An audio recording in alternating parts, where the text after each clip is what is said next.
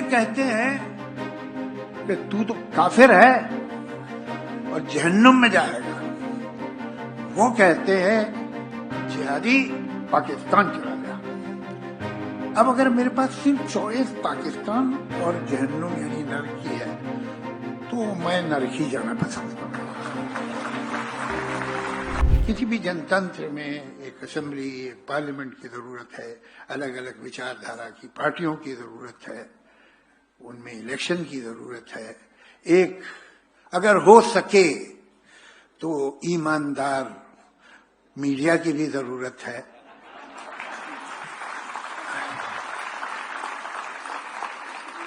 उसी तरह ऐसे नागरिक भी होने चाहिए जो किसी पार्टी के न हों। उन्हें जो बात सच लगे कहें, जो बात बुरी लगे वो कहें।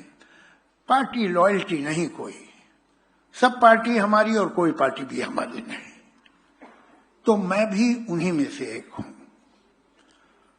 तो नतीजा क्या होता है कि अगर आप एक तरफ से बात कर रहे हैं तो एक ही लोगों को नाखुश करेंगे, लेकिन अगर हर तरफ से बात कर रहे हैं तो बहुत ज्यादा लोगों को नाखुश करते हैं।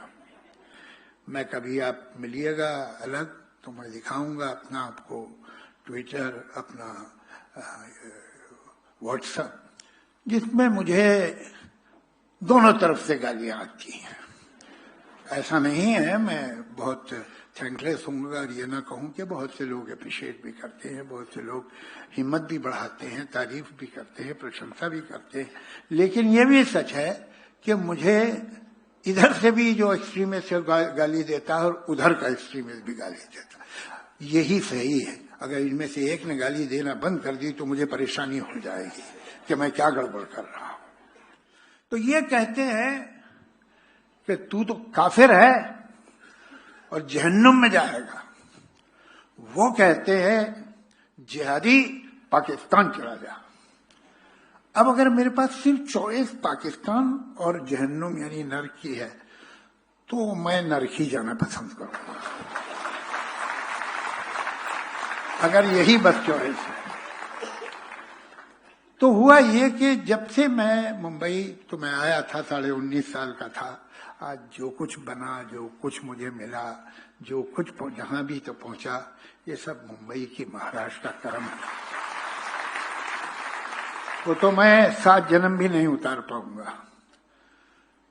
तो इतने ये पहले तो हम दूसरे कामों, ये पीछे पिछले समझिए 30 वर्षों में कुछ होश आया कि भाई ये सब भी सोचो क्या हो रहा है देश में। तो ये सब बातें शुरू हुई तो हुआ ये कि पिछले 30 वर्षों में 4 बार मुझे पुलिस प्रोटेक्शन मिला और मैंने मांगा नहीं कभी। मैं जब घर वापस आया किसी रिकॉर्डिंग से, शूटिंग से, तो देखा पुलिस बैठी हुई है। तुमने भाई क्यों? तो कहने नहीं, वो हमें कमिश्नर साहब ने कहा है कि आपको थ्रेट परसेप्शन है तो हम आपको बिठा रहे हैं। 4 बार में से 3 बार मुझे मुल्लाओं की वजह से मिला। ये बिल्कुल रिकॉर्ड पे है। पहली बार जब A.N. रॉय साहब थे यहाँ के चीफ ऑफ द पुलिस, उन्होंने दिया था और तभी मेरी उनसे मुलाकात हुई। मैं तो जानता नहीं था, मैंने ऐसे तब तक कोई काम किए नहीं थे कि मुझे पुलिस से मिलना पड़े। और ये 3 बार के बाद एक बार ऐसा हुआ कि दूसरी तरफ से आ गया और जो इल्जाम मुझ पे लगा था वो ठीक नहीं था। तो मैंने सोचा अब ये 20-25 लोगों को मैं कहाँ अलग अलग जवाब दूंगा और मैं बताऊंगा कि मैंने क्या कहा था और क्यों कहा था। तो मैंने एक आर्टिकल लिखा, वो तो मैंने इंग्लिश में लिखा था, लेकिन मैंने सोचा कि इसे छपना कहाँ चाहिए और मेरे ध्यान में आया एक अखबार। तो मैंने उसे मराठी में ट्रांसलेट करवाया और मैंने फोन किया संजय जी को कि आपसे मैं मिलना चाहता हूँ। कहने आ जाइए। मैं इनके ऑफिस गया सामना में। मैंने कहा कि सर मैं एक आर्टिकल लेके आया हूँ जो मैं चाहता हूँ सामना में छपे, कहीं और छपे ना छपे। और मैंने इन्हें दिया। वो आर्टिकल 2-3 पेज का था, इन्होंने 5 मिनट में पढ़ लिया। कहने किसने ट्रांसलेट किया है? बहुत अच्छा ट्रांसलेशन है। मतलब पहली तारीफ मेरी नहीं हुई, जिसने ट्रांसलेट किया था उसकी की आपको याद होगा। तो मैंने कहा जी बताया मैंने कि फला ने, बहुत अच्छा है, अच्छा है उसने किया है। तो अभी तक मुझे नहीं मालूम था कि ये छापेंगे, कहेंगे हाँ छाप दूंगा कि नहीं। तो मैंने कहा सर फिर मैं तो चाहता हूँ कि सामना में आए, इसलिए कि जो मैंने कहा लिखा है दिल से लिखा और यही सच है। तो कहने दिल से लिखा है और सच है तो हम ही छापेंगे और कौन छापेगा। तो वो सामना में छपा, उसके बाद वो और भी बहुत जगह छपा जो बड़े बड़े पेपर हैं।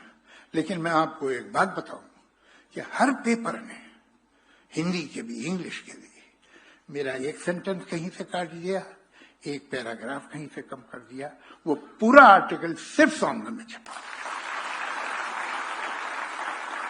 ये सच। तो मैं तो इनका भक्त हो गया, आंखें खोल के, अंध भगत नहीं।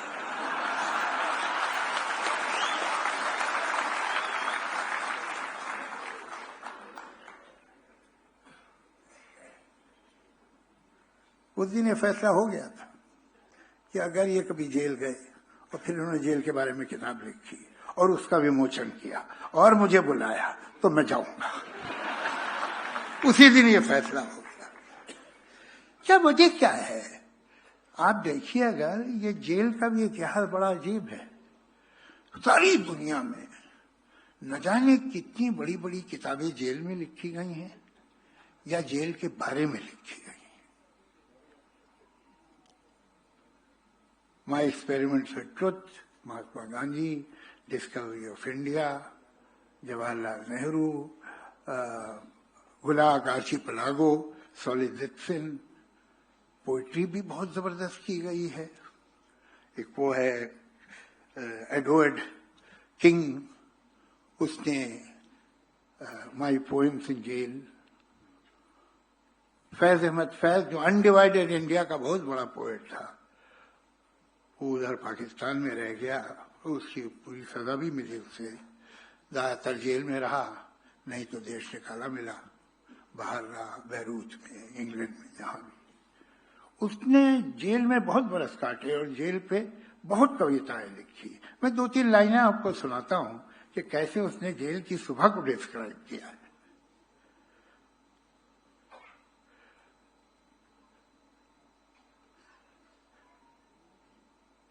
जेल की जहर भरी चूर सदाए जागी, दूर दरवाजा खुला कोई बंद हुआ, दूर मछली कोई जंजीर मचल के रोई, दूर उतरा किसी ताले के जिगर में खंजर, सर पटकने लगा रह के धरीचा कोई। क्या डिस्क्रिप्शन, जेल की शाम, जेल में कैसे, तो बहुत सारी, बहुत बड़ा लिटरेचर। मतलब कमाल तो ये है कि एक बैंक का क्लर्क था और उसको जेल हो गई किसी गलत इल्जाम की वजह से, 5 साल की जेल हो गई। वो सिर्फ क्लर्क था बैंक का, मगर जेल में वो राइटर बन गया और उसने दुनिया के चंद बड़े शॉर्ट स्टोरी राइटर्स में उसका नाम है ओ हेनरी। उसने अपनी जो शॉर्ट स्टोरीज हैं वो जेल में लिखना शुरू की और इतना बड़ा राइटर हो गया। क्या वजह है? ये जेल पॉलिटिकल लीडर्स के, राइटर्स के, पोएट्स की लाइफ में इतना इंपॉर्टेंट कैसे हो जाता है और उनका बहुत बड़ा कंट्रीब्यूशन ऐसा होता है जब वो जेल में थे। तो या वो किताब उन्होंने अपने जहन में बनाई थी, सोच में बनाई थी, या लिख ली थी। आजकल तो शायद लिखना मुश्किल होगा, इसलिए कि मुझे बता रहे थे संजय जी के अंदर तो पेन ले जाने नहीं देते हैं। पेन बहुत बड़ा हथियार है ना, ये सच कहते हैं, बहुत बड़ा हथियार है, इसमें कोई शक नहीं। इसका घाव जो है वो सदियों में भी नहीं भरता। तो इन्हें पेन नहीं ले जाने दिया गया था, तो फिर इन्होंने याद किया होगा, सोचा होगा और बाद में लिखा। ये बिल्कुल ऐसा है जैसे वो एक है कि हरिवंश राय बच्चन जी की एक लाइन है कि जीवन की आपाधापी में कब वक्त मिला ये सोच सकूं, जो किया कहा माना उसमें क्या बुरा भला। ये जीवन की आपाधापी आपको सोचने का मौका ही नहीं देती। जैसे कि हमारे जो चरिंदे हैं, वो जानवर जो चरते हैं, वो जब जाते हैं मेडोज में, घास के मैदानों में, तो जल्दी जल्दी जल्दी जल्दी जल्दी जल्दी चल लेते हैं जितना भी हो सके। लेकिन जब वापस अपने ठिये पे आते, अपनी जगह पे आते हैं रात को, तो फिर बैठ के वो जुगाली करते हैं। वो जो उन्होंने निगल लिया था जल्दी में, उसे वापस मुंह में लेके चबाते हैं और उसको पूरा मजा लेते हैं। शायद हम लोग भी जुगाली करते हैं। जिंदगी तो इतनी तेज गुजर रही है, इतना कुछ हो रहा है, कहाँ वक्त मिलता है कि ठहर के देखें, सोचें उसके बारे में। एक जिंदगी एक रेलवे स्टेशन की तरह हो गई है कि जहां हम अपने डब्बे ढूंढ रहे हैं, वो डब्बा मिल गया तो सीट ढूंढ रहे हैं। वो तो जब मिल जाती है, जब ट्रेन चलती है, अब कुछ नहीं करना है, तब सोचने का मौका मिलता है। तो शायद बड़ी गलती करते हैं हुकूमतें पूरी दुनिया की कि ऑपोजिट लीडर, ऑपोजिशन के लीडर्स को जेल में भेज देती हैं, उन्हें सोचने का मौका मिलता है।